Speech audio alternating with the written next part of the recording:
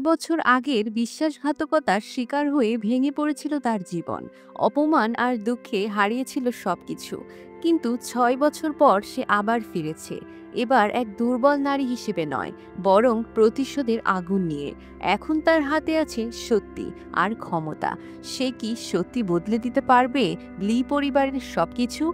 চলুন এক্সপ্লেনের দিকে এগিয়ে যাই।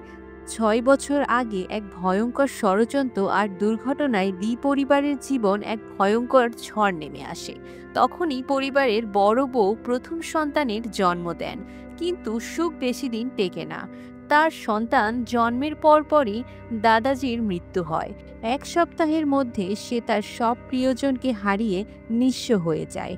পরিস্থিতি এমনভাবে সাজানো হয়েছিল যে সবাই বিশ্বাস করে যে সেই বেইমানি করেছে। এমনকি তাকে অপমান করে লাথি মেরে লি পরিবার থেকে বের করে দেওয়া হয়।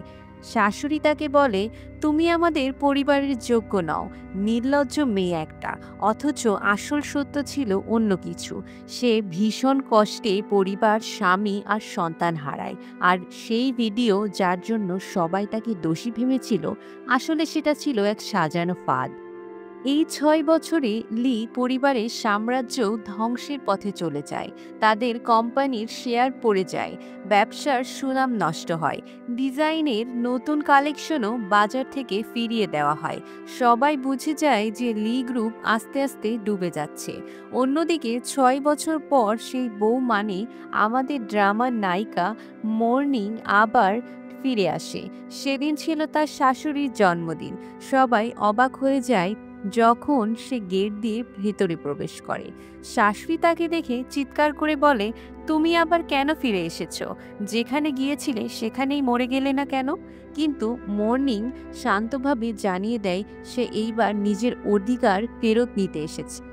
তার হাতে ছিল কিছু কাগজপত্র, যা পুরো পরিবারকে চমকে দেয়।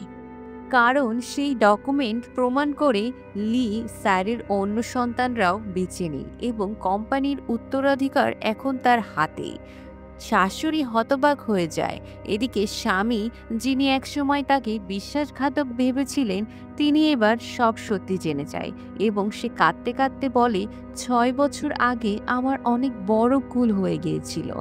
তোমাকে আর সন্তানদের অনেক কষ্ট দিয়েছি। একবার প্লিজ আমার লাইফে ফিরে এসো। কিন্তু মর্নিং সোজা জানিয়ে দেয়, আমাদের ডিভোর্স হয়ে গেছে। আমি ফিরে আসিনি, আমি এসেছি শুধু আমার অধিকার ফেরত নিতে। এভাবেই বছরের লুকানো সত্যি আর প্রতিশোধ নিয়ে আবার শুরু হয় লি পরিবারের অন্ধকার অধ্যায়। কাহিনী এগিয়ে যায় বছর পরের দৃশ্যে। ছোট্ট কুনকুন হঠাৎ অবাক হয়ে জিজ্ঞেস করে, আপনি আমার নাম কিভাবে জানলেন? আপনি কি আসলে কে? তখনই সবাই চমকে দিয়ে মর্নিং উত্তর দেয়, আমি তোমার মা। মুহূর্তেই শিশুর চোখে জল এসে যায়। সে ফিসফিস করে বলে, মা, আমি কত বড় হয়ে গেছি, তাই না? সো বন্ধুরা, প্রথম এপিসোডটি এখানেই শেষ হয়। খুব তাড়াতাড়ি দ্বিতীয় এপিসোড এর এক্সপ্লেনেশন নিয়ে আসছি। ড্রামাটি তোমাদের কেমন লাগলো সেটা কমেন্টে জানাবে এবং ভালো লাগলে একটি লাইক করে দেবে। চ্যানেলে নতুন হলে চ্যানেলটি সাবস্ক্রাইব করতে ভুলবেন না।